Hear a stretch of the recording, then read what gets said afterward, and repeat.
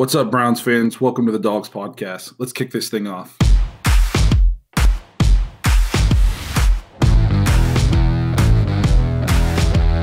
Welcome to the Dawgs podcast with your hosts, Blake Renneker, Zach Kopp, Justin Charles, and Josh All. Hey, welcome back to another live episode of the Dawgs podcast. I want to say hello to everyone watching live on Facebook and the AGA app right now. A reminder to everyone to check us out on Facebook, Twitter, Instagram, the AGA app on your smart TVs. Also, do us a huge favor and head on over to YouTube and subscribe to the channel. We're getting a little bit closer to that 100 subscriber mark. Well, after a nail biter in Jacksonville, Cleveland Browns 8-3, still in the playoff hunt on December 2nd. Kind of crazy to say out loud. This is unprecedented territory for the Browns. We secured our first non-losing season for the first time since 2007. So, Josh, you can finally move on from that 2007 season. It's been plaguing me for a while. Start looking onto, better things. Hey, are we going to address the fact real quick that you're not sitting in the studio with us? Anyway, yeah, that was left out there in the intro, buddy. Yeah, well, I know you were trying to play it sneaky and cool and everything, like nobody would notice you're on a screen, instead of. Oh, well, Thanksgiving vacation, I might not have taken the don't travel thing too serious and was in close proximity to somebody who tested positive for COVID. So that's what trying to do the safe, right thing here, by staying at home. Mm-hmm. Didn't come into the studio today. Well, and it was it was 10:02 at night, right? Whenever you gotta caught it. Gotta get in there before 10, man. Come on. I was running down the street, like looking over my shoulder. I could see it chasing me, and I got right to the front porch, and it jumped on me before I got in at like 10:01. Yep. But that's what happens. So I am at home. So if you hear the dog bark, please forgive me. But that's 2020 for you, I guess. Right. So let's move into this a little bit. We got a lot to talk about today. Let's cover some of the injuries or some of the COVID list. I'm not the only one with possible COVID. So we are getting Myles Garrett back this week, which is huge, especially for this game. Obviously, we're playing against Derrick Henry and the Titans, so we're going to need Myles Garrett. Ronnie Harrison got put on IR. I don't know if you guys saw this with that shoulder injury. Yep. So our already decimated secondary is, even further decimated. Denzel Ward's still out. I did see that we activated Andy Janovich, but I couldn't find anything on Taki, so I think he's still out unless you guys saw something different. I think he's got another week, man. They definitely activated Myles Garrett this morning, though. I got a text on my phone about that, so that's good, but nothing about Taki yet. If it's anything like Myles Garrett, probably looking at still another game. And so rough game for us to be short in the secondary and at the linebacker position. We're going to get into our Titans preview, but the defense didn't look great against Jacksonville, and it turns out the Titans have a little bit better offense than Jacksonville. Go ahead. No, I was just going to say, Jacksonville's offense may not be great, but their running back sure made us look pretty putrid out there. And, I mean, just watching James Robinson run on us, I'm like, next week, I just kept picturing, about another 1.5 feet and 100 pounds on top of him. And weight, way more intense. Same speed, same, athletic ability, but just a lot bigger. I don't know if we're facing really, really good running backs or if our defense is just not that great against the run. Because, Josh Jacobs has been, a solid back for 2 years now. He's had a couple interesting games. I saved the defense for the second part of this Jacksonville preview just because we haven't been able to focus on offense much the last month because of weather. But I have some stats about our run defense that, strike the fear of God into me a little bit as we go in to play Derrick Henry and the Titans. All right. Well, we won't deviate from your schedule here. Yeah. Hey, I put a lot of time into this outline today. Right.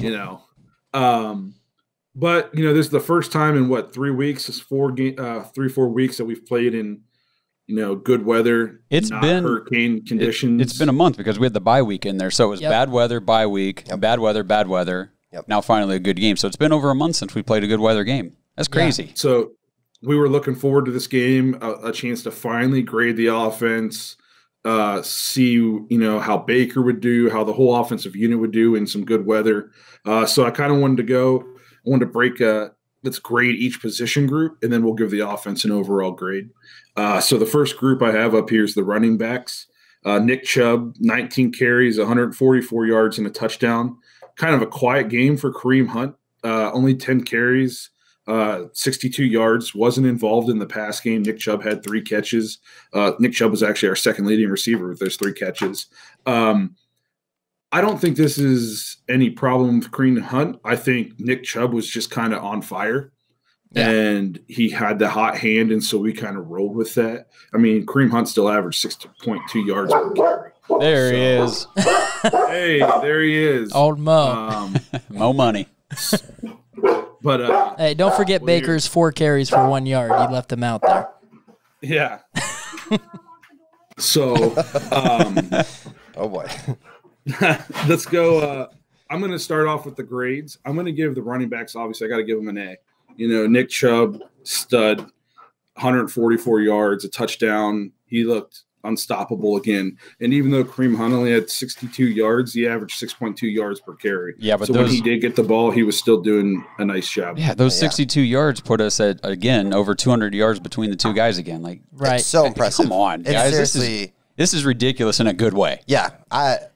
It's crazy to think that, you know, usually when you think Cleveland, you think of what we're doing wrong, what we're not good at, where we have weaknesses. And we're talking about, you know, by far the best running back duo in the league. Maybe, I mean, I can't think of a lot of all-time ones that are that dangerous. Yeah, it's crazy that, you know, we've seen this, you know, almost every week, you know, with an exception here or there, and we didn't have Chubb for a while. When these two guys are together this year, I mean, this is the norm. And and it's kind of surprising. I mean, we're 11 weeks in. You know, first couple weeks, teams kind of figuring it out. Really, we've only faced a couple teams that have figured it out. So, you know, Stefanski, you know, a lot of credit to him and his offensive game plan and getting it to work week in and week out when it comes to the run game. So I didn't hear any grades. Yeah, so I'm going A as well. Yeah, absolutely. I'm going A as well. I don't know if you can't. I mean, I'm giving an A to James Robinson, too, for his performance on Sunday. So, absolutely. So all the running backs got an A. Yeah, so they get an A as well. All right. I can't disagree with anything you guys said. I think easily the best running back duo in the league, and it sets up everything we do for our whole offense. It sets up the passing game. It sets up the play action game. I was watching some highlights and stuff from the game. When we run play action, it looks so much like a run play. And the linebackers, everybody sucks up so hard just because of how dominant those two running backs are. That's the only reason Baker's able to boot and have nobody within 10 yards of him almost every single time he throws the ball. Those do look good. I mean, you're right. They come crashing down. I mean, every time they do it, I mean, Baker's just wide open running out, you know, to the left. To the left every time. To the left every time. Yes. Yeah. At some point, somebody's going to figure that out. Scheme it right. Until then. I'd love to see what that looks like going right, you know, just for – I'd be mind blown. Right. I might fall off the couch. You know, they keep trying to get him to do like the Patrick Mahomes, like turn your body in midair sideways and throw. I'm like, he can kind of get about 3/4 of the way almost there. Yeah. But no. So I think we gave everybody an A there. So moving to the wide receivers and the tight ends. Jarvis Landry had a monster game for him. We just talked to the last episode about how, you know, he's kind of had a rough year, might be a little bit more banged up than, you know, he's willing to come out and say. He doesn't want to use it as an excuse. But he had 8 catches, 143 yards, and a touchdown, by far his best game of the season. Kadero Hodge, 3 catches, 31 yards. Rashard Higgins, only 1 catch for 15 yards. It was a big catch. I remember I think we would end up going for it on 4th down after that catch because it was only 4th and 1 or something. Still would like to see him get more involved. I don't understand why he's not more part of the game plan last year or this year. Austin Hooper, 2 catches, 13 yards, and a touchdown. And I thought one of the key things here, 7 different receivers caught at least 1 pass. So Baker doing a good job spreading the ball around. Yeah, and, you know, kind of talking about Hodge, I was, you know, in earlier episodes of our podcast kind of like saying, you know, where's Donovan Peoples-Jones? But Hodge, the last 2 weeks, you know, he's making big catches in big situations. And it's good to see because, you know, when he first came to Cleveland, he was just like a special teamer. Yep. That's what he kind of got his roster spot. And, he's, developing more and more each week and being a focal point in our offense in big situations. Yeah, and real quick, you're talking about Hollywood. That could have been, 2 catches for 25 yards and a touchdown? Oh, should have been. Absolutely. Absolutely should have been. To touch on that, too, I've talked to a bunch of people lately about, hey, there's got to be something going on. Like, either he's at practice just like... He's Johnny Manziel. Yeah, there's got to be something going on because this guy, not only does he just show up at, like, the most opportune times, whenever we need a big play, I feel like he's the guy. And then... But he just disappears for 2-3 games every year. Like, there's just spurts where he disappears. Yeah, the game where Odell got hurt, he came out and had a huge game. Huge game, yeah. You'd think if it was his attitude and his work ethic, he wouldn't have signed to come back. I completely agree with you. He would have taken that show elsewhere, see if he could get away with it. And he's talented. He signed a small extension to stay in Cleveland. And I don't understand how he doesn't get more run. And we're not the only ones saying this. I see a ton of people saying absolutely, this. Yeah. By the way, with that, go ahead. Like, I was gonna say, for the I'm gonna give the receivers an A, not only for Jarvis's big game, 7 different receivers catching a pass. Also, I'm gonna give them an A based on the fact that how much they block. You don't have 2 successful running backs in the run game that the Browns do if your receivers aren't willing to come out and block. And so, again, another 200-yard rushing performance. That's not just the offensive line. We're blocking on the outside 10, 15 yards downfield. They let Nick Chubb turn those 5-yard runs into 10, 15, 20-yard runs. Just with Jarvis, so my cousins went to the game down in Florida, and they said, completely a podcast jinx, they said, hey, he's listening. He's definitely listening. He went off, which is surprising because – I am a big advocate for Landry. Yeah, and he's been disappointing. He's been every game that I've sat in the awful weather, I've seen like 2 or 3 balls bounce off his hands and just be like, and then I got to read my phone and it'll be Blake just with an opportune comment and I can't even defend myself because, I've set myself up for this. But, that's a huge game. Of all the people, I wouldn't have expected. Yeah. He's got the potential to do it. I just wouldn't. Right. Not this year. Yeah, so, it was nice to see Jarvis get going again. And just another guy to touch on. What about Harrison Bryant? Ugh. What are we going to do? What are we going to do with this guy? We were so big on him, and he's done a lot of things well. But, man. He's a rookie, Yeah. He's got to hold on to that ball. Yeah. Yeah, absolutely. If there was a bad spot on offense, it was Bryant. Yeah, I will say, as a rookie tight end, he's impressing the crap out of me. You don't see rookie tight ends typically perform like he has been, especially when he's not slotted to be the number 1 guy in that spot. It's Hooper. Right. So he's really just filling that second tight end role, and he's doing a really good job at it for the most part. And that's with Njoku on the roster. Yep. Yeah, which shout out your Blake. Boy Blake. Yeah, your boy Chief. Yeah. That's another reason I'm going to give these wide receivers, tight ends, an A+ grade. Your boy, I just saw, I was on Twitter last night late. I woke up in the middle of the night and I saw some things about David Njoku, and I was just like, you know what? For a guy who there's been a lot of talk about how he's the 3rd tight end, we should have traded him, we should have got rid of him. I just feel like he's kind of handled it with a lot of class. So I just sent him a message. I said, as a Browns fan, I appreciate him not being a distraction. When the team's 8-3, he could be, and he's not. And he actually messaged me back, which I thought was pretty cool. That's real cool. Yeah. I'd have hit him back and been like, hey, by the way, I got a football on the way to your house. Just autograph that thing up. Also a jersey. It won't be an Njoku jersey, obviously. But, right. I'm sending it your way. Chubb jersey? Yeah, no, you'd be like, hey, I got an Austin Hooper jersey. You mind signing that for me before you go? Man. I thought that was pretty cool. I woke up this morning, had a message from David Njoku, so I was like, hey, I like this guy even more. And even if I think, he's the 3rd best tight end on our team, it still seems like a solid dude. So shout out to David Njoku. Hey, do me one big favor and stop smashing your pen in front of the microphone. I didn't even realize I was doing that. My bad. Oh, boy, Blake. See, this is what happens when you're not inside the inside the room. Yeah, not inside the room. Normally I wouldn't have the printout. I wouldn't have a pen because I'd just be at the studio. I'd have it pulled up on my screen. So again, that dang COVID. Right. Just messing with our show again. Yeah. So what'd you guys give? You guys give A's, B's? What do you say here? I mean, I want to go A, but I'm going to go B just because it was so heavily, Jarvis had the great game. I'm going to go B with it because I see that there's room to improve. So I'm going to go B. Yeah. I'm okay with that. I'm cool with a B. I'll give Jarvis Landry an A. Yeah. I mean, Landry, everybody else is wrecking the curve, though, right, Brandon? Yeah. Yeah. I'll give him an A, but like you said, big time blocking. I think that's a lot with the tight ends too. That's a lot of the grunt work and stuff like that. Yeah. Yep. So what about you, Josh? You going B or A? No, I can't do an A either, just because there was really only one guy dominating. But I mean, then again, like if you were the Seahawks, would you give their receiving core an A just because Metcalf went off? Right. Well, I mean, I also didn't get a message from anybody. You don't need everybody else, right? So. True. Your quarterback completes 19 passes. One guy has 8 of them. There's not many more balls to go around. This is true. Very true. So we'll move on to the offensive line.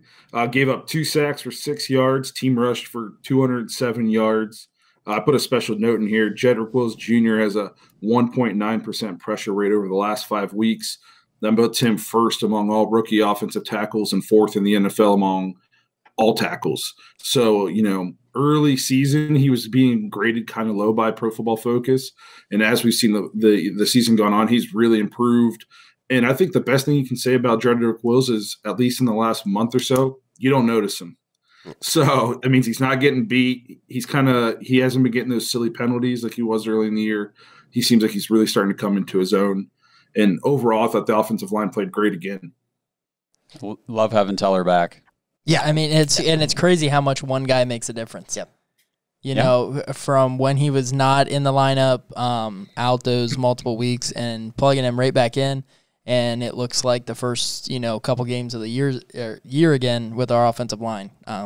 So I'm grade for me, I'm going A for the offensive line. When you run for 200 yards and the other team knows that you're going to run, I thought they did a great job. I thought that Wells. Go ahead, Blake. I was just gonna say I'm going A too. Like another game, 200 yards rushing. It's like we're Ohio State. Like you don't see NFL teams coming out here and rushing for 200 or 250 yards every single game. Especially our passing game leaves a little bit to be desired. So, like you said, teams are just crowding the line, giving us the Adrian Peterson treatment. We're still rushing for 200 yards. Right. Absolutely. Yeah, I agree. I think you have to give an A. I think that stat for Wills is crazy. I was reading it, and I'm like, man, first among the rookies. I'm like, that's pretty. And then 4th overall in the NFL. That's super impressive because there's some really, really good offensive linemen out there. Yeah, I didn't especially look up left what tackle. Conklin is, but our right tackle is a Pro Bowl right tackle. Right. Wills is, I'm pretty sure, ahead of him. So he's playing really, really well the last 5 games. Absolutely. And he's only going to get better. That's the scary thing. I mean, that he transitioned to left tackle this year. This is the first time he's played that position. I mean, I don't know what he was doing in high school, but he's been a right tackle, for Alabama his whole career up until this year. 11 games into his career, and we're talking about these kind of stats for him. So, and the fact that he wasn't even the first tackle taken off the board. No. We got him at 10. 10. At 10. So, great draft pick by us. Yep. Joe Thomas loved him. Yep. Right? Yes, he did. Yep. Absolutely. So what about you, Josh? You giving him an A? Oh, yeah. Yeah. All you guys made some good arguments for that one. All right. So that's going to move us into quarterback. I feel like this is going to be the more hotly debated one. So Baker Mayfield, by all statistical purposes, had a solid game. 19 of 29, 258 yards, and 2 touchdowns, 0 interceptions, 4th game in a row, no picks, no turnovers. Stats-wise, great game, but then, missed those big throws in big spots. Yeah. So I literally I will fall on the sword for Baker Mayfield all the time. And it's basically just because, loyal to the soil. He's our quarterback. And for your argument, Blake, the end zone, the miss, man, that is so bad. Yeah. So bad. the third down to Kareem Hunt, really bad. Really bad. And then there was an overthrow. I want to say it was even on the same drive as the end zone miss. He missed Jarvis really bad. It was he threw right over his head. Other than that, and then there's some times when I'm watching him and he's making these dangerous throws and he's completing it. I'm like gunslinger style, but I'm like, I don't understand how makes the difficult ones misses the blatantly easy. But now in his argument, I mean, I'm 34 years old. This is the best quarterback play I've ever seen from the Browns. And all I see is how crappy Baker Mayfield is. And it really kind of just gets under my skin real bad. Yeah, I mean, he was so crappy that he had the third highest, rated quarterback in the NFL this week. I was gonna read all the quarterbacks off and go ahead. Yeah. I mean, it, obviously the mistakes glare when and they really are noticeable when Baker misses a target or it's a bad pass. But then you kind of forget about some of the passes he does make. He does make the difficult ones way more often than he makes an easy pass. So if he turns those, easier completions in, what are we talking about today? Is Blake on the he's the guy, after beating Jacksonville train? Yeah. So I'm not gonna go A because he did miss those. No, absolutely not. I'm going B grade on Baker in this performance. No, my grade for Baker in this game is a B. But I was watching some ESPN. They were actually talking about the Browns.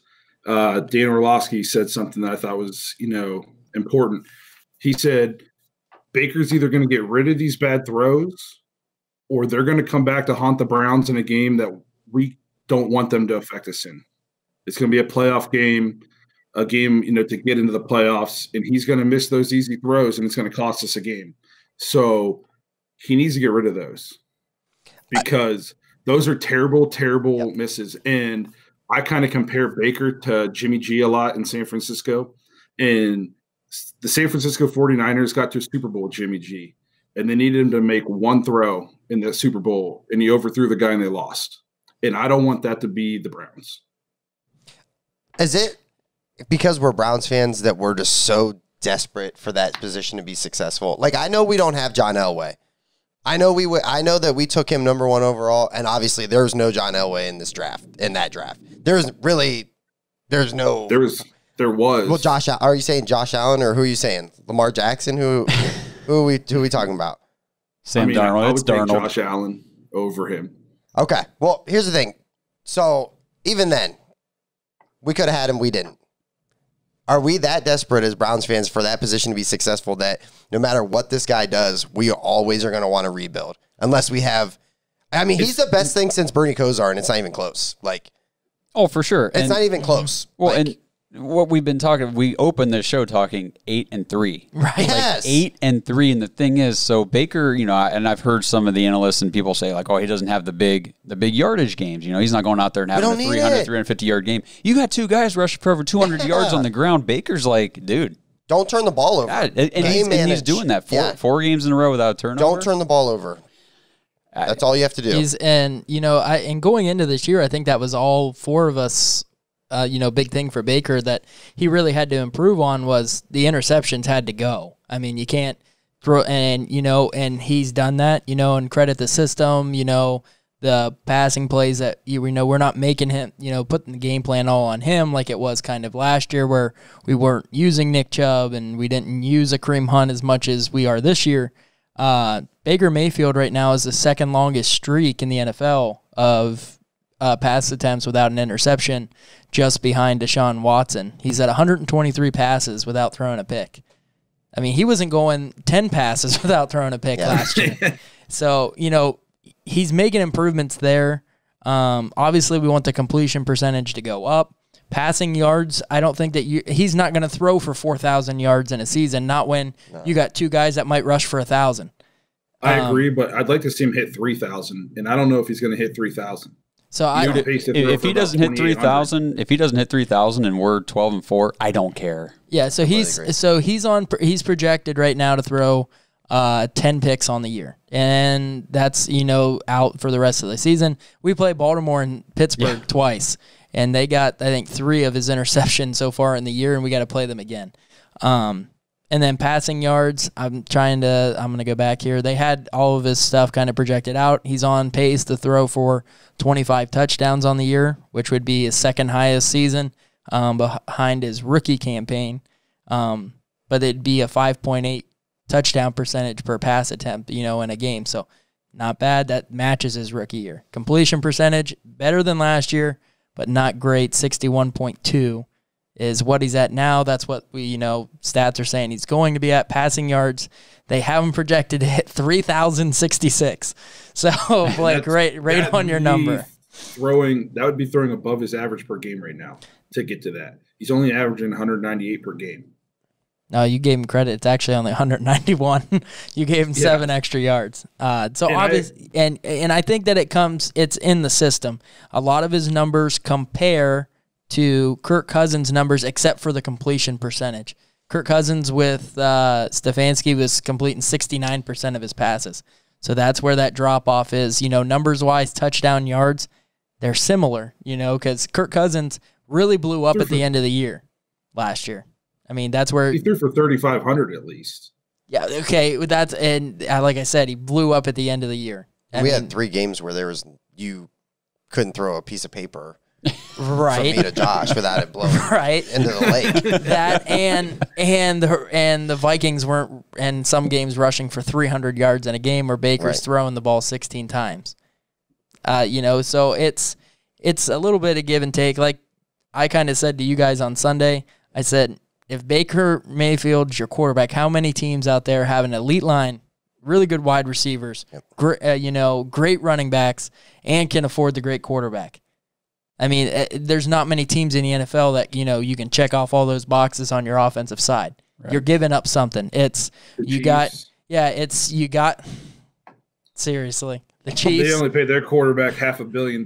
Yeah. They still got a decent line, decent receivers, the best tight end in football. No running back. That's the thing. The Chiefs. They don't have a great running back. No, don't give me. Yeah, Hilaire is not an elite running back. Don't give me Hilaire. Don't give me Le'Veon Bell because they're not producing. Yeah. Trust me, I played him in fantasy this week. He didn't produce. They haven't produced all year either. No, but they don't need to. So there's that argument. Right. Okay, so you can get the great quarterback. Now you don't need a Nick Chubb you don't need Nick Chubb and Kareem Hunt because you got Patrick Mahomes. So you don't need that running back because you're going to throw the ball 40 times a game and throw for 470 yards or something he threw for this week. And he's got Tyreek Hill. I mean, and so that's where you got to kind of give and take because really are the wide receivers for the Kansas City Chiefs that great? Or do they have Tyreek Hill, Travis Kelce, and really fast guys? And Patrick Patrick Mahomes is, on his way to GOAT status. Oh yeah. Absolutely. Yeah. No, so here's my thing. I think Baker has improved. I think, I gave him a B for this game. He made some big throws and then he had some terrible throws. But I'm not a huge stats guy. Just like in the terrible weather games when Baker threw for 100 yards, I didn't look at those stats. When he has a game like this, I look at what the game tape tells me, and I see him still being panicked in the pocket. I see him still not being able to handle the pressure. I still see him being one read, and if that first read's not open, he starts to panic. That's the stuff I need to see go. I don't care if his stats are better. I don't care about that stuff. I want to see improvement on the field, and it's maybe a little bit better, but I also think it seems a little bit better because our coach has done a masterful job of getting the most out of him. And if this is the most out of Baker, that tells me he has a very low ceiling, a much lower ceiling than we thought he had coming into this season. And again, we're 8-3. I'm super happy. He played a pretty solid game, but on that third down throw late in the game to Kareem Hunt, if we're not playing the Jacksonville Jaguars, we probably lose that game. And we can't afford that. We're trying to make the playoffs. This team is too good to miss those kinds of throws that cost you games and miss the playoffs because of those kinds of things. Yep, I agree, and I'm gonna go with Justin too. I got to back Baker because I really do believe that the Freddie Kitchens fiasco from last year damaged him more than we might realize. I mean, you said it, Blake, about the happy feet. He's still got it where he's there's no pressure. And all of a sudden he's dancing around like he's about to get sacked. It's like, dude, what are you doing? And I think he's still having those flashbacks of, I got to get rid of the ball. I got to get rid of it. I'm going to get hit. And it's not like that anymore. But I think he was hit so many times last year that it's just so ingrained. He doesn't climb the pocket either. Like it's immediate. He did on one throw. Did he? I did see one throw because the announcers even said, "Look at him step in the pocket in this." And I'm like, did he really? And then I watched the replay. I'm like, oh, he did. He stepped up and made a throw. And we can't keep blaming Freddie. It's been 11 games. Dude, it's going to take a season, though. It's going to take a season. And I was talking to a friend last night. The Texans, awful offensive line, terrible head coach, terrible organization, and we talk about Deshaun Watson's one of the best quarterbacks in the league. Yep. We're not making, so is Baker had to deal with it for 1 year. Deshaun Watson's had to deal with it for his entire career, and we still talk about him as being one of the top 5 quarterbacks in the league. Mm-hmm. All right, that's a solid argument. And I'm still, thinking I don't know if I can make my decision on Baker after this year. We like to point at, what Stefanski was able to do with Kirk Cousins. But he was there though multiple years. I mean, he was in Minnesota since 2006. And Kirk Cousins isn't good. Yeah, so he was there for a long time. He was, a quarterback's coach in 17 and 18. Then he was the interim offensive coordinator in 2018 once DeFilippo got fired. Then he was there in 2019. So, his system was put in place for multiple years, and then Kirk Cousins kind of flourished with it, in that 1 year where he threw, 69%. So, completion percentage, and then Blake said, he had 3,500 yards, and everybody was like, Kirk Cousins and Stefanski really worked. So, I think that the jury's still out. Obviously, there's things Baker we see week to week that he's got to improve on. Hopefully next week we're not talking about Baker missing 2 wide open guys in crucial parts of the game. No, so not to beat a dead horse. I think Baker had a solid game, just that with some mistakes that could have been costly if we're not playing the 1-9 Jaguars. He's our quarterback the rest of the year. I still want to see how he plays against the Steelers and the Ravens again. I want to see him continue to ascend, continue to not turn the ball over. But like I said, he got a solid B for me. He didn't do anything in that game to make me think that it's still not his team for the rest of the year. Right. And let's just be clear that the fact that we barely beat the 1-9 Jaguars had nothing to do with our offense. No, absolutely not. No. Correct. That's a good segue. It had to do with 2 things.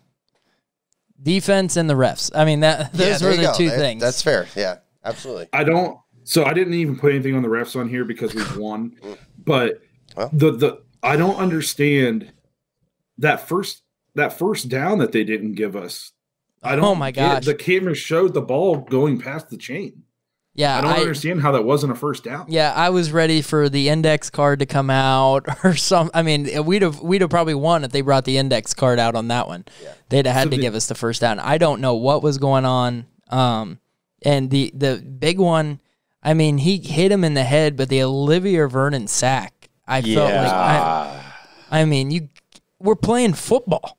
Well, this is football. That was literally like a quarter before that. What was I don't know what position, if he is a linebacker or wind guard or whatever, Jacksonville, when he just took Kareem Hunt's head off and no flag, completely just knocked his head off and just, hey, Yeah. To me, the officials need to be able to use discretion in that situation. Was there ill intent?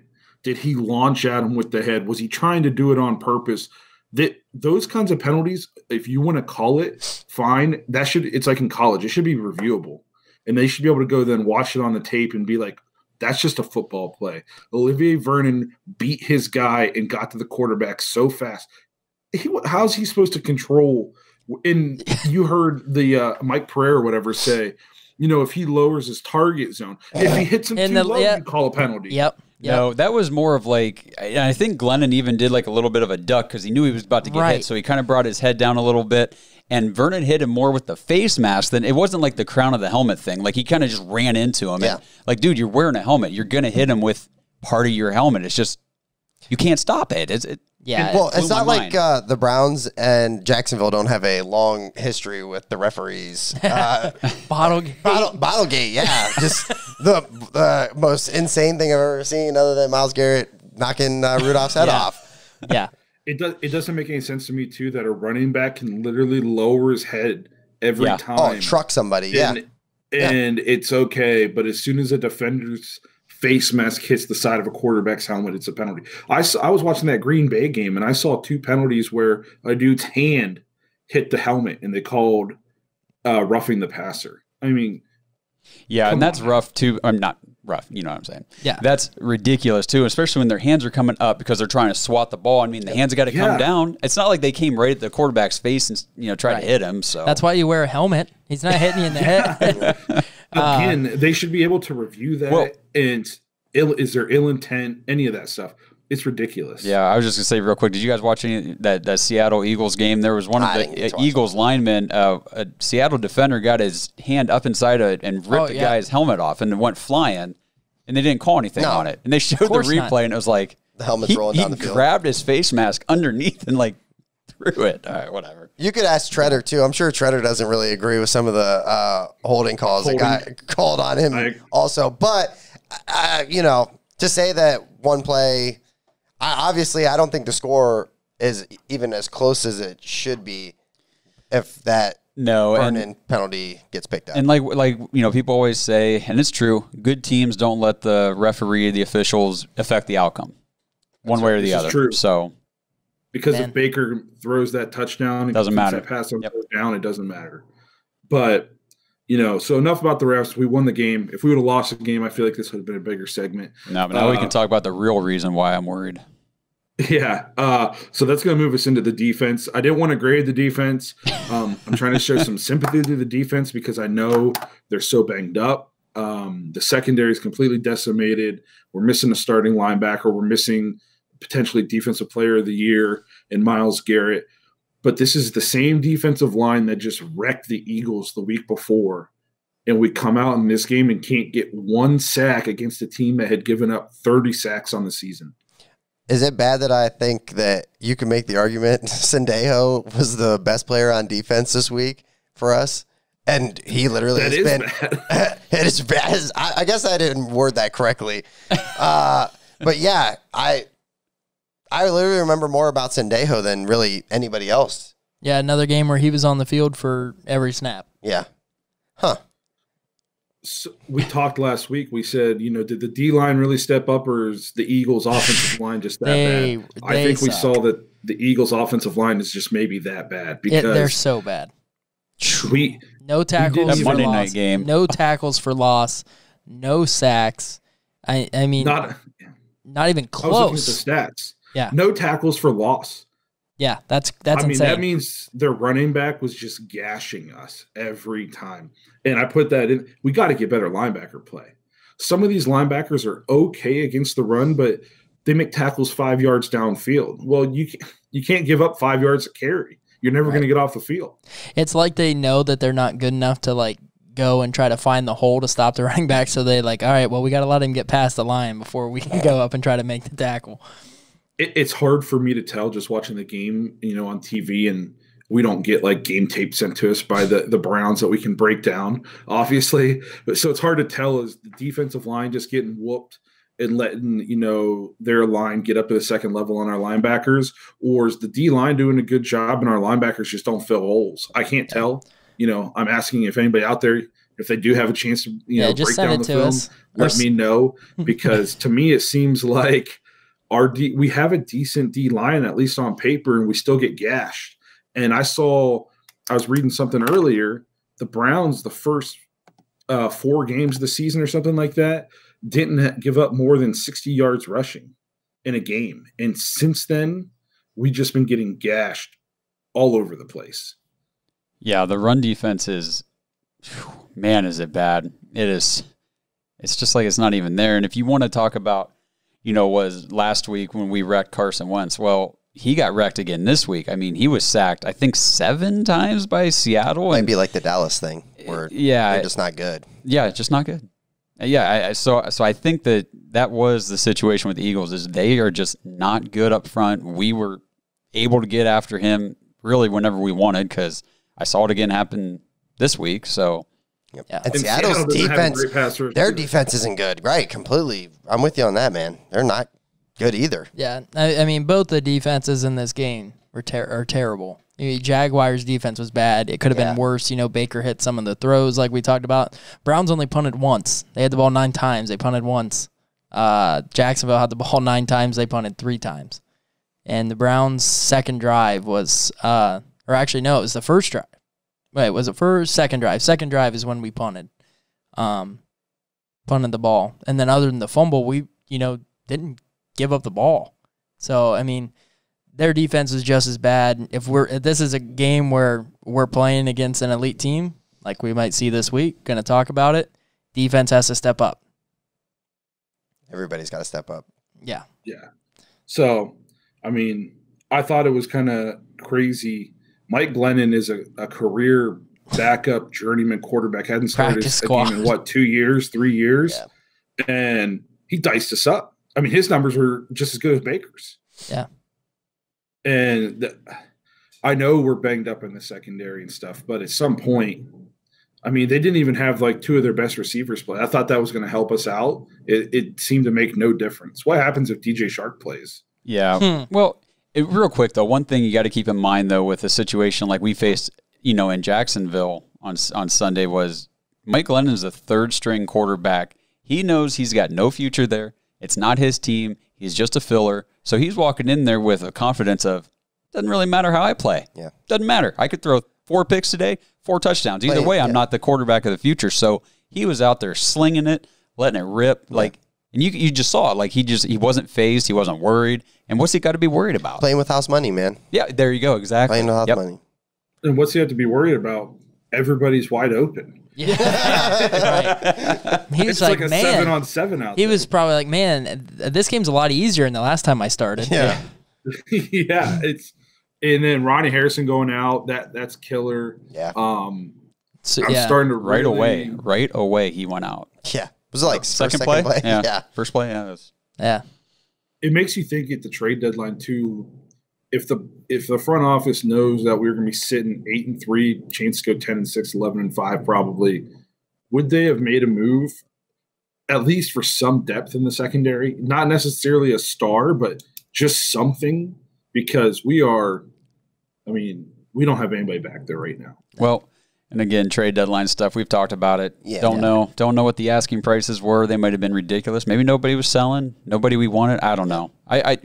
It's so easy to speculate. I wish we could get more of those details. Like, hey, we tried for, these 9 players, and this is why it didn't work for each one of them. I don't know. Well, and it's a lot easier, too. We're like 3 weeks out and a lot more injuries out. It's a lot easier for us now to go, ugh. I mean, we said the day that the trade line ended, we were like, we could have probably done something. We probably should have done something, but, just more. Hey, go ahead. Speaking on, we don't know, all the ins and outs. Yeah. That could be changing very soon for this podcast if we're awarded those credentials.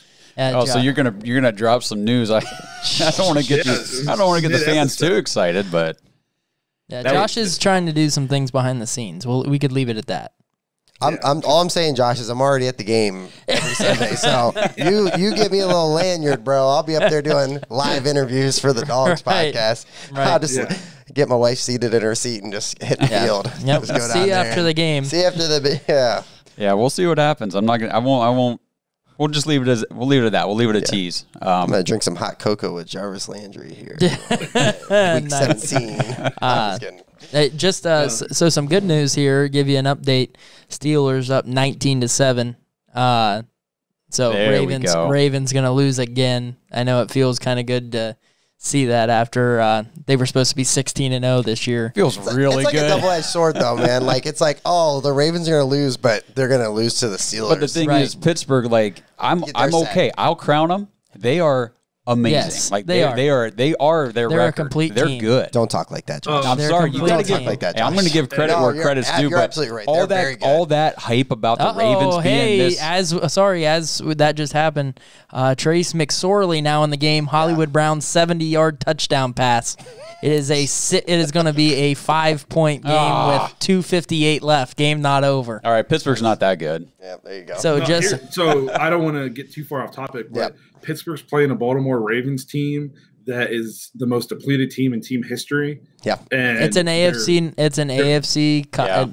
It's always North game. Yeah, but come on now. They should be burying these guys. They should be burying them. Yeah, but you got to think, too, even Pittsburgh's gotten all jacked around this week, too, with being the game was supposed to be on Thanksgiving. Now it's almost a week later. And that's it's such bull crap. Yeah. What's funny is they wouldn't let the Broncos move their game. They had no quarterbacks, and they said, nope. You still got to play on Sunday. How about the Broncos asked, like, hey, can we have the QB coach? Like, is he allowed to suit up? Nope, not allowed. Get that wide receiver off your practice squad. That's what we want you guys to throw out I picked him up in fantasy just for fun, just to see what would happen. I didn't start it, thank God. Well, here's the stat line real quick from this Baltimore game. So RG3 obviously, I don't know if he got hurt or he just got benched because he was 7 of 12 for 33 yards with an interception, a rating of 28.5. Before Trace Baker game. Before Trace McSorley just threw that 70-yard bomb, he was 2 for 5 for 7 yards, and his rating was like 23. But now his rating's 121 because he's got 77 yards and a touchdown. But for the game, they just had a 70-yard touchdown. Their net passing is 9 for 18 for 90 yards. They just had a 70-yard touchdown, and there's 3 minutes left in the game. So, interesting. It'd be interesting they get the ball back. That game's over, bro. If they got 3 timeouts, 2-minute warning. I'll keep following along here. There you go. Live updates for our viewers. I said I wasn't going to grade the defense, but I'm giving them an F, and then I'll move on. That's fair. So that'll take us into talk about this Titans game. Really excited for this game. This one's all about the run game. Who can stop who on the ground is going to go a long way in deciding who wins this game. Obviously, the Titans are bringing in Derrick Henry, led the league in rushing last year because Freddie wouldn't give Nick Chubb the ball down the stretch. He's probably going to lead the league in rushing again this week, coming off a 170-some yard rushing performance with 3 touchdowns last week against the Colts, who supposedly have a good defense. And then we're bringing Nick Chubb and Kareem Hunt at him. We rush for 200 yards a game. So it's going to be big this week. The thing that scares me the most about this is the Titans. They're not just Derrick Henry. Obviously, he's what makes them go. But Ryan Tannehill is a very capable quarterback. He's got 2,600 yards passing, 23 touchdowns, only 4 interceptions, only been sacked 15 times. A.J. Brown, one of the top receivers in the league, 40 catches, 638 yards, 8 touchdowns. I'm pretty sure he's only played 9 games. So the Browns defense is going to have to step up in this game. They're going to have to get off the field at some point. They're going to have to force a couple punts. And I think key for the Browns, they got to come out and they got to establish the run. They can't get down early because we need to be able to bleed clock, stick to our game plan. If we get behind early and Baker's forced to become a straight drop back passer, this could turn into another one of those 35-6 blowouts to a good team that I really don't want to see. Yeah, a lot of what you said is very fair there. Cleveland, number 1 rushing attack. Tennessee, number 3 rushing attack. They both run the ball a lot. It's a heavyweight fight. Yep. That's what it's going to be. Who, like you said, who gets a stop? Do we have a weather report update for Sunday? Because I don't. Yeah, I don't either. I do not. It's a factor. It's definitely a factor. Yeah. I think that this game. I'll look it up real quick. I think going into this game, I'm really hoping the Browns come out and compete. Obviously, it's going to be on our defensive side, trying to stop them because the Titans' defense isn't what it was last year in their playoff run. So their defense isn't, elite. That's what got them, and then they had that elite running game last year, and they worked well together. So not having that this year, it's a little bit of a different team coming in. But this is a big. We might, if we make the playoffs, if we finish this regular season out, we could see this team. Oh, absolutely. Right. I think they're now if it was to end today, they would be playing each other. Correct? Right. I'm pretty sure because I think we got the 5 seed right now. Yeah. So we played the Bills if it ended right now. If it was Bills, okay. So, I was going to say, I know they're right there with them. Yeah, so this, this could be the matchup. So coming out, like Blake said, and getting beat by 30 points isn't going to set well if you have to face this team again in a few weeks. No. I know this is crazy, but this is it's a winnable game. Right. And I do want to add real quick, the Colts are who I thought they were. Yeah, this week. And the Colts just trounced, that out there. just absolutely demolished Tennessee 2 weeks ago. Well, what's funny is I like last week. I think I apologized to Colts fans saying whatever. Now you know what? I'm sticking with whatever I say from now on. By the way, the weather report for Sunday is 44 degrees, 0% chance of rain. It's going to be a nice, beautiful December football game. A beautiful 44-degree weather day for December, man. Yeah, you better believe it. That's fair. Well, with the sun out too. Yeah, that'll be good out there. I'll tell you what, the sun will go a long way when it's 44 degrees. Warm your legs up just a little bit. So this will be a very good test. I think this is going to be a fair test. Absolutely. Of Baker and this offense, against a good team, and for Tennessee as well. I mean, it's not like our defense is the test for them, but we are 8-3. We have beat good teams. This would be a very big statement game if we could come out of there, in their stadium with a win. I think that would silence a little bit of that. This 8-3 is all about strength of schedule. Yeah, I think that you would lose a little bit of that. If we come out and we can win this game on their field to go to 9-3 a week after they just demolished the Colts, who people were kind of talking about were finding their groove. We might actually start to get some of that national respect that, like to this point, the only it's kind of crazy. The only guy talking about the Browns as being a top 10 team in the league right now is Colin Cowherd. He's the only one giving us any kind of respect. You watch anything on ESPN power rankings and stuff like that. Browns aren't in the top 10. There's 6-4 teams ahead of us. So, and I think it's because of those losses, to the Ravens and to the Steelers early in the year where we look like we didn't even belong on the same field as them. Yeah, and can we just side note real quick talk about the Raiders and what they did this past week? What happened? I didn't get to watch the game, but people were talking about the Raiders being like a team that, you don't want to face the Raiders in the playoffs and everything, and we struggled, we couldn't stop them on the ground and everything. They went into Atlanta and they might as well not have even taken the field. Yeah. I feel like they're like the only one of the teams that could really give Kansas City some trouble. They've obviously beat them. They did the week before. Yep. Stayed in that game the whole game. And then they go to Atlanta and didn't go to Atlanta. I don't know exactly what happened. It was awful. You want to talk about quarterback frustrations for a team. It's got to be for Oakland. I mean, you got Derek Carr goes out there one week and looks like, oh, man, Vegas, we got a stud. That Vegas squad. Yeah. No more Oakland. Did I say Oakland? Yeah, but that's okay. It's all right. I didn't even realize it. Okay. If you threw St. Louis out there, I would be like, oh, man. San Diego. We're showing our age now. But no, but then then he turns around the next week and it's like, what do you have? 3 picks or 3 fumbles or something like turnover. It makes that loss look really, really, really bad. Yeah, but it was also that weather too. I don't know what would have happened because he didn't have to throw the ball much against us. So. Just Josh Jacobs did all the work, which is why Derrick Henry is probably going to have a terrible game. So throw this out to real quick. Yeah. Nick Chubb doesn't get hurt. Is he in the MVP race? Oh, absolutely.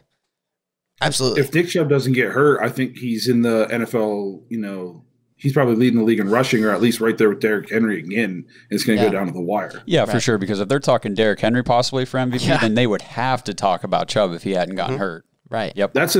Nick Chubb does not get any of the recognition that he deserves though nationally. Whenever they talk about the Browns, you'll hear people say, "Oh, Nick Chubb, man, he's a super good back."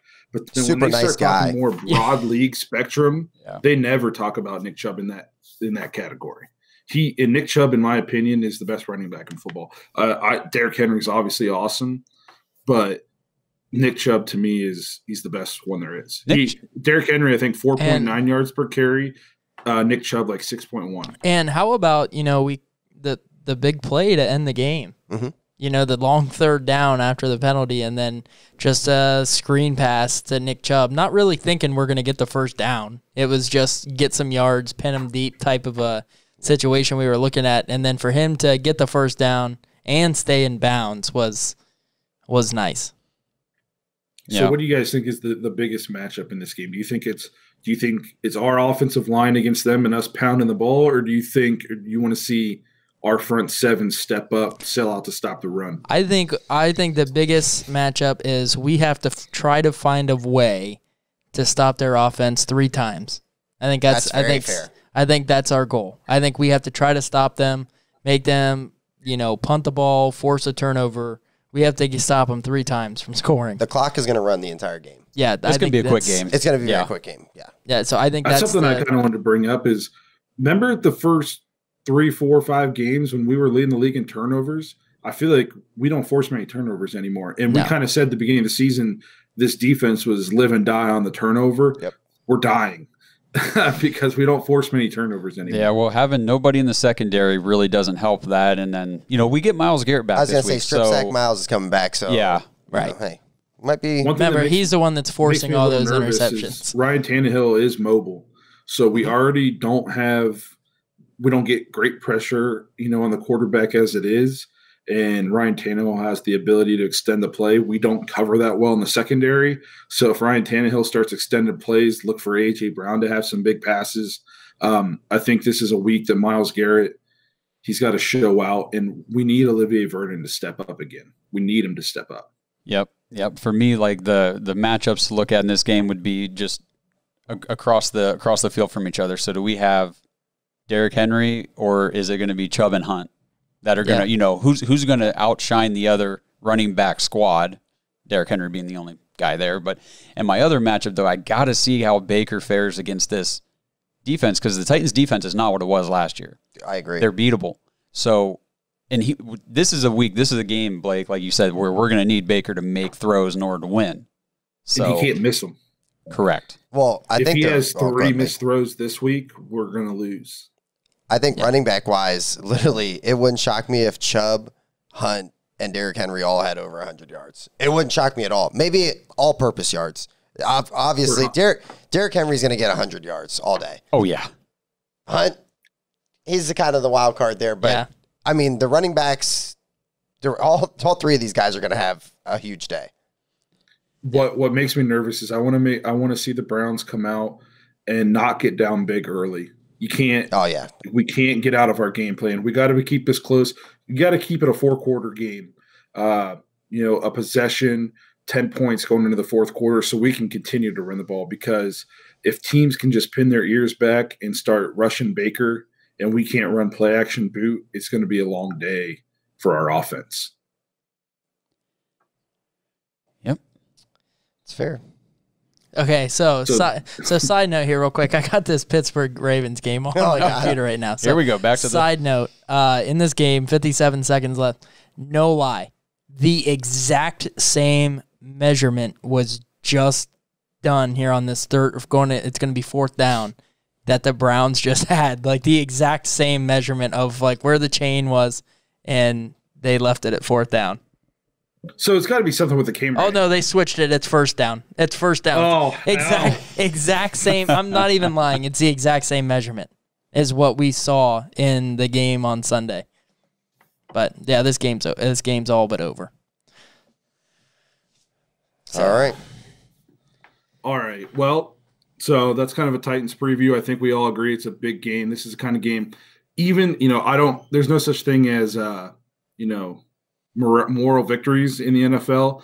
But if we come out and we lose this game, 27-24 on a last-second field goal, we look like we belong with a playoff team like this, the players might not take it as a moral victory, but me as a Browns fan, I'm going to take that as a little bit of a moral victory. I just don't want to come into this game and get blown out.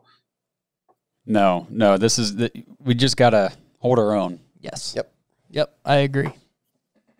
All right, so why don't we move into our game picks? Zach, you were talking a little bit before we went on that some of us had good weeks and one of us had a terrible week. Yeah, so now I'm going to add this to it now. We got the Pittsburgh-Baltimore game obviously being played right now. It's not over yet. Looking like Pittsburgh's going to win unless for some type of miracle happens. So I'm going to just go ahead and mark Pittsburgh up as a win. So leader this week was myself. I went 14-2 this week. Dang, 14-2. That'll put me at 123 wins, 123 wins to 56 losses on the year, and I take over first place in the records. Wow, what a big week! Yeah, big week. Now I had some help. Andy took the lead. Yeah, I had some help. Josh was on the other end of the records this week. 8, make that 9-7. So 9-7. Not a terrible week, but for Josh's standards, it was kind of a bad week for him. He's used to those double digits. You had a Justin started week. off with a really bad Thanksgiving pick. Two picks. Jeez. Yeah. So then we had Justin, you were 10-6. Okay. Blake, you were 11-5. So solid week. Solid week. So that Those puts damn Cardinals. Yeah, so that puts they that's one I got right. Yeah, they let 3 of us down. So we sitting on the year, I have 123 wins. Josh, you're sitting at 120. Blake, that puts you in third now. You were 115, and Justin 110. Okay. All right. So we'll go ahead and we'll dive in here to week 13. We have the New Orleans Saints 2-0 Taysom Hill versus the Atlanta Falcons. Big win this week, or last week against the Raiders. Just a note real quick, no Thursday night game tomorrow night. Yes, this week. They moved to Monday. Thank goodness. Tuesday. Thank goodness, because as bad as the Ravens are, I still need Lamar Jackson. So he's going to be good enough to play because they moved this game back so far that he'll be eligible. Yeah, that game will be on Tuesday next week. Yeah.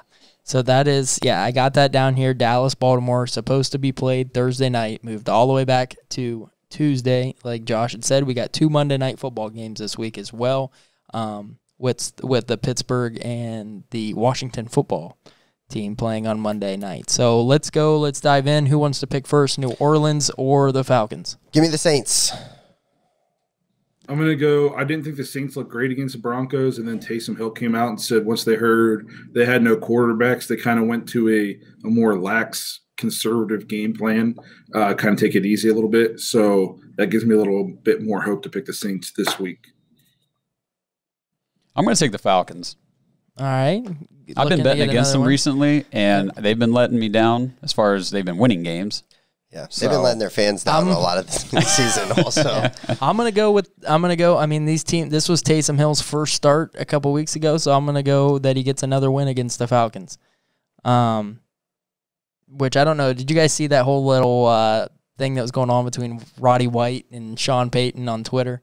Said that there was no way that they were going to beat the Falcons with Taysom Hill as their quarterback, and then Sean Payton got on Twitter and retweeted it after the win. I like that. Stefanski isn't doing that stuff. He probably doesn't have social media or anything. That's a he's I that could see type Freddie of guy. Kitchens doing something like that. Yeah, he'd have put it on a T-shirt. He'd tweet it after we lost the game. Yeah. So on our way to 2-14. Yeah. Yeah.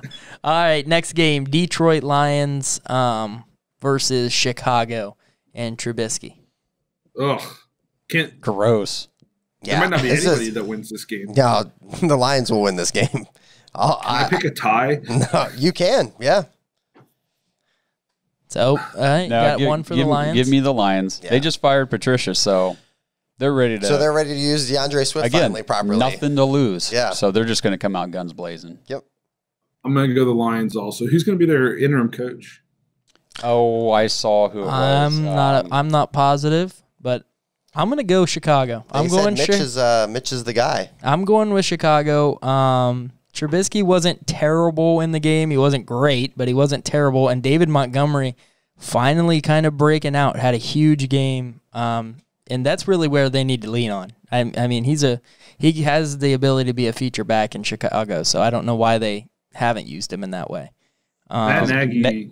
I was going to say Nagy's an offensive guru, man. That dude is an offensive mastermind. Yeah, I'm going. I'm taking Chicago. I'm really glad that that Trubisky's back because him and Allen Robinson, that connection is why I picked Allen Robinson at the beginning of the year. Thank goodness Nick Foles is out of there. There you go, Ian Murphy. Maybe the Browns will sign him. Good Lord, I hope not. So hopefully you're listening, Ian. So we have Cincinnati at Miami. Cincinnati, a little surprising with the quarterback that they put out. They were in, this week for most of the game. Miami. Is Tua playing or is Fitzpatrick playing? Doesn't matter. It'll be Tua. It'll be Tua. If he's healthy, it'll be Tua. But I'm going to pick Miami, but I still think that they should have stayed with Fitzpatrick. He looked getting in. Yeah, I'm going to go Miami as well. I mean, I don't know what Ryan Fitzpatrick has to do. I think that was a business decision. Yeah. They wanted to see what they had going on heading into – they have so many draft picks next year. They wanted to see. Well, they got the Texans draft pick. That's the biggest thing. Yep. Oh, yep. Yeah. They want to see what they got going on at quarterback. For a team that's turning it around this year, I mean, watch out for Miami next year and the year after. And for some years. Are you worried? Are you worried that Tua's already been injured again this year, though? If you're Miami, are you I'm worried not a Miami that fan, so I don't care. That he hasn't looked great, and then he's already gotten hurt again, and you got the Texans pick, which might be a top 5 pick. Yeah, I will say that I didn't think that Tua was like gonna be the great quarterback that a lot of people thought he was gonna be, but then again, I didn't think Herbert was gonna be that great either. So what do I know? How sickening is that they had their chance of having either one of those guys, and they took the guy that everybody thought was going to be better. Yeah. And Justin Herbert's It's still early. savage. Herbert's been starting pretty much all year for the most part. Right. Tua's still getting... Has some different offensive weapons to throw the ball to. Yeah, there's a lack of that in Miami. Yeah, it doesn't have Austin Eckler now. I mean, yeah. Exciting. Justin Herbert looks awesome, though. Exciting for Herbert and what he can do in the coming years. So, Absolutely. Jacksonville team we just played at Minnesota this week. I'm taking Minnesota. And that's a smart pick because I feel like I'm also going to do that. I like that. I'm going Minnesota also. Vikings. It'll be super close, and the Vikings will probably be down early, and then they'll somehow win late. Yeah. All right, so Vegas coming off a loss, big loss, blowout, taking on Adam Gase and the Jets. Oh, cool. Raiders. I like seeing the Raiders at 6-5. That's cool. It makes me feel better. But, yeah, I'll go Raiders. I'm going to take the Raiders. The Jets. Yeah. All right, into kind of an interesting game. Indianapolis coming off a kind of a blowout loss against Tennessee, taking on Deshaun Watson, who had a really good Thanksgiving. Mm-hmm. I got to go Colts. I mean, Deshaun Watson's not having anybody to throw the ball to anymore. Yeah, that hurts. That's true. Neither does Phillip Rivers. And Phillip Rivers is hurt. He did not practice today, which I think that really... Jacoby Brissett time. Yeah, but Brissett's pretty good. I mean, he's a good backup. I mean, I'm taking the Colts regardless. I mean, I'm okay with that. Josh, what do you got? Give me Deshaun. Give me the Texans. Let's do it. I like that. I really wanted to pick Houston in this. If they have Will Fuller, I probably am, but just that alone, I'm taking Indianapolis. Look at I know you're taking this serious now if you're picking the Colts. Yeah, I know. He gets into first place and he's like, "Sorry, I'll take him. I'll take him over a 3 or 4 win team, whatever Houston is." All right, so now we got Rams at Arizona. Blake's taking the Rams. Yeah, I'll never pick Arizona. If I don't know the rest of the Cardinals schedule, I don't know if they play who they play. I hope they play like the Jets or the Giants, and you're saying you're picking them. I'm telling you, I'll pick the Jets over the Cardinals right now. For the record, break that down just in case. I don't know their schedule either, but God, and I just want to say on the record, I 100% think the Cardinals should beat the Jets, but because I think that, the Jets will get their first one. It's like the Thursday night game. Whatever you think, it's not that. It's completely opposite. I'll go with LA also. Yeah, give me the Rams. I'm gonna go Arizona. I'm gonna go back. I'm gonna go back with Kyler. Risky. All right, so that takes us to Giants at Seattle. Maybe not Daniel Jones. Might be Colt McCoy at the helm for the Giants. Well, in that case, give me the Seahawks. Yeah, Colt McCoy versus Russell Wilson. MVP battle. The fact give me Seattle. The fact that Colt McCoy is still in the league. Yeah.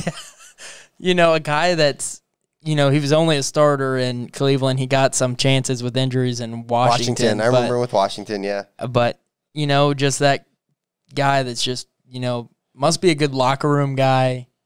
good QB room guy, maybe a future type coach or something. That's the only thing I could see why he's still hanging There's got to around. be something. But I'm going Seattle. Colt could have been a good quarterback if he wasn't drafted by the Browns. Yeah, we say that for pretty much every quarterback that we have. We're like, oh, well, if he wouldn't have came to Cleveland, maybe he'd have been wildly successful. Well, here, I think we ruined him. It's not like they don't have drugs in other cities, Johnny Manziel. Or alcohol. He'd have done great in Vegas. Yeah. Johnny would have been awesome. Let's look at something real quick. If the Giants say the Giants go out here and they get absolutely demolished by the Seahawks, they're 4-8. They're still in first place in their division after this week because the rest of their division should lose this week. Yes. And they're in first place. Are you kidding me? That's crazy. It's crazy that the Browns are fighting for a playoff spot right now at 8-3. And these guys are all trying to give them away. Yeah. Yeah. They don't They want might not get to 6 wins. They're going to make the playoffs and get a good draft pick still. might end up with a good quarterback. Right. They're not just gonna make the playoffs. Hosting a playoff. Yeah. Yep. Absolutely. It's unbelievable. But I'm gonna go Seahawks. It's a good smart bet. Yeah. I am also going to go Seahawks, so that'll move us into Philadelphia Eagles at the Green Bay Packers. I am taking Green Bay and by 3 touchdowns in this game. Green Bay. Yeah, that's fair. Packers and at least 6 sacks on Wentz. Yeah. All right, New England at the Chargers. Herbert. I mean, this guy, he's just got to play either a great coach or another great quarterback or another great defense every single week. But I'm going to take him this week. I didn't take him last week. I'm taking him this week to get the win.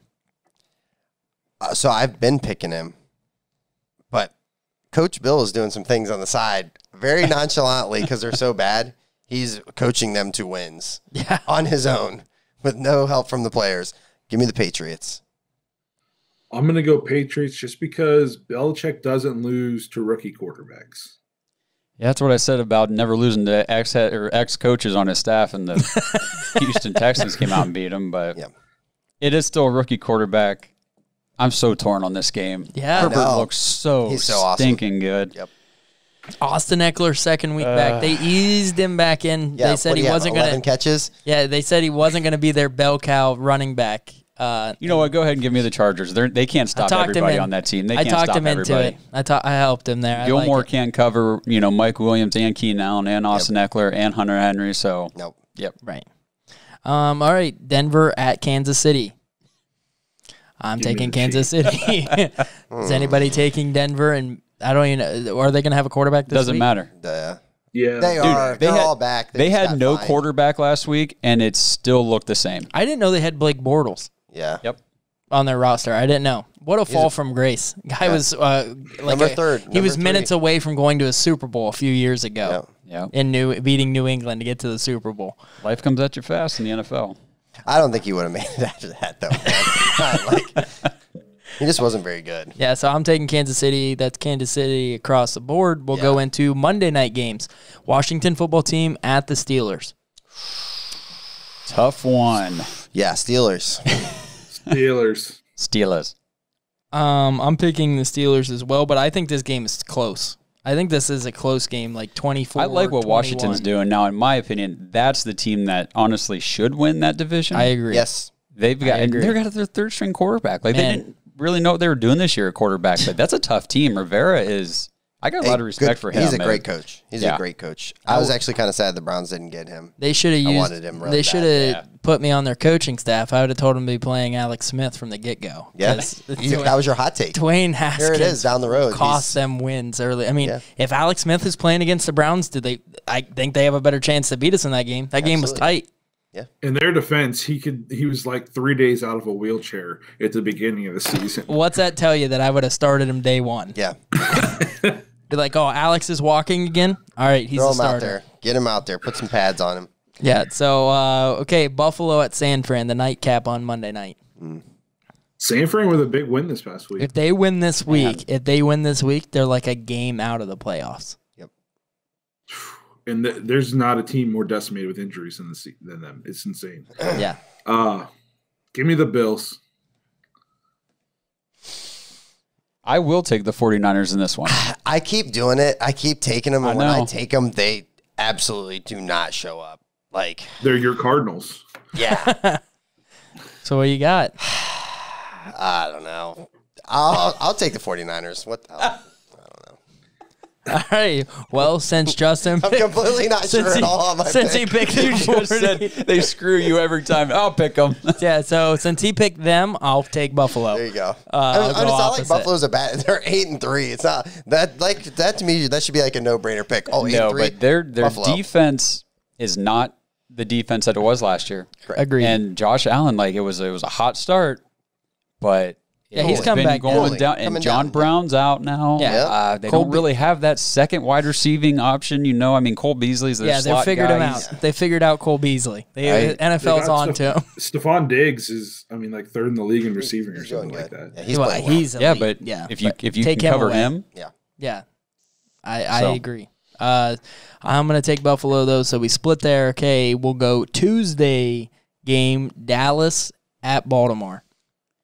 Lamar's supposed to be back. yeah, and I'm never picking the Cowboys again, ever either. Hard, man.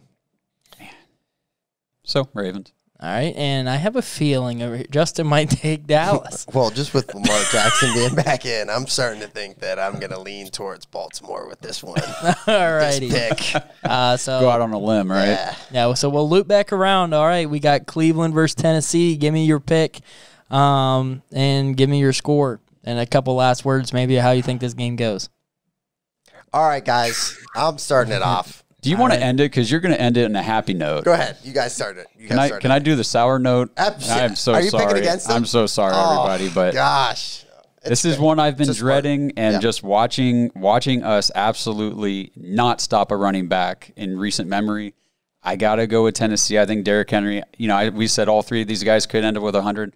I don't know if he doesn't stay under 200 in this game. I mean, I have him in fantasy, so I'm very excited. he's running like, you don't see running backs run the way he runs. I mean, Right. he's just unstoppable. So, What do you got as a score? What do you think? How is this game going? What oh score? man, I mean, they just demolished the Colts. I mean, this could be like a 31-13 type thing where we just, That's not even we close, get Josh. if we get behind. It's not even The competitive. thing is, that's the thing that can stop Chubb is if we get behind Yes. early, we have to throw. We got to try to play catch up, and once we start playing catch up, we start making mistakes. I mean, I don't Hope want you're it to wrong. go Yep, that way, hope you're wrong. but yeah. All right, Blake, what do you got over there? I want to pick the Browns. I really I know, do, man. but I know. Because I'm in contention for this, I'm going to pick the Titans. I can't wait to be the only one. Dude, I'll give you this one I hope I'm gladly. wrong, Yeah. but I just have a bad feeling. Maybe it's just because I've seen it a couple times this year, or I've seen it my whole entire life. I just have a bad feeling that this is going to be we're going to lose bad, mostly because of how beat up our defense is. We can't stop a nosebleed right now. How bad? How bad you thinking? Josh has got it. How 30. bad's that nose bleeding? Yeah, Josh I'm has gonna got say it. we 18, lose. Both sides. 36-10. 36-10. God. Are you 26. serious, guys? I mean, All right. All right. Well, go ahead. Well, Zach. I'm taking Cleveland. I'm My taking dog, Cleveland. in My this brother. game. Okay. Hey. I know that they just played super well coming into this game, but I still am not a huge believer in the Titans. I mean, I'm gonna roll with Cleveland. Now I think it's close. I don't think that we blow them out or anything like that. But I think Cleveland's gonna surprise some people, and I think that they're still looking for that respect of being an 8-3 team and not getting it around the league. I'm taking Browns in a close one, 24-23. I hope you're right. You know what I like that we're not saying this year is that they have a competitive advantage in the coaching department. Yeah. We have not said that at all this year. Right. Nope. You know what I mean? Like that for me, no matter how this season ends or what happens from here on out, we've got a coach. The foundation's there. The front office and coaching, I believe. Yes. I agree. We've solidified Yes. that. So at least we don't have to worry about that. That's one thing that can't defeat us before the season even starts. All right, Justin. So All right, guys. you're not by yourself. Absolutely not. I have the city of Cleveland behind me also. So, after a lot of thought, I'm going with the Cleveland Browns. And I'm going to take the Cleveland Browns 35-28 in a nail-biter. Derrick Henry gets absolutely destroyed by Andrew Sandejo at the goal line, and they take the win. No, I'm serious. I don't think that's actually going to happen, but I wouldn't be surprised if it came down to a last-second stop, and let's hope that it's the Browns making the stop and not the other way around. I could see this in then my score. I could see this being a Browns score late and go for 2 to try to get a win. That's very, very Dude, if something crazy happens, like Derrick Henry getting like a pitch or going around the edge, and then Sandejo kind of like grabs his shoestring and he trips. Yeah. I will just... Or he just blows him up and then there's just blood leaking out of his forehead again like last week. That would be also awesome. Player of the game, Andrew Sandejo. It's your time, brother. Let's do this. Well, hey, I hope Zach and Justin are right. I'll gladly give up a pick here for you guys to be right. Yep. Thank you, man. Well, hey, let's wrap this thing up. We're inching kind of close to that hour, 20-minute mark. We don't want to put anybody to sleep. Just kidding. We're too entertaining to do that. So I just want to say that thanks for checking out another episode of the Dawgs podcast. We got a lot of good interaction on Facebook page this week, so we know you guys are just as excited about the 8-3 record as we are. What a time to be alive. Remember to check us out on Twitter, Instagram, Facebook, and the AGA app on your smart TVs. And please subscribe on YouTube. I do want to mention that it's getting cold outside. So if you're looking for some nice, comfortable hoodies and you want some Dawgs merch, check out the store online. We got some very comfortable hoodies. Everybody I know who's bought one says they're awesome. I think my sister has 2 or 3. So check out the store, get some Dawgs merch. Make sure you tune in next week when we break down this game against the Titans. And we'll preview our big matchup with the Ravens. Stay warm and have a good week, everybody.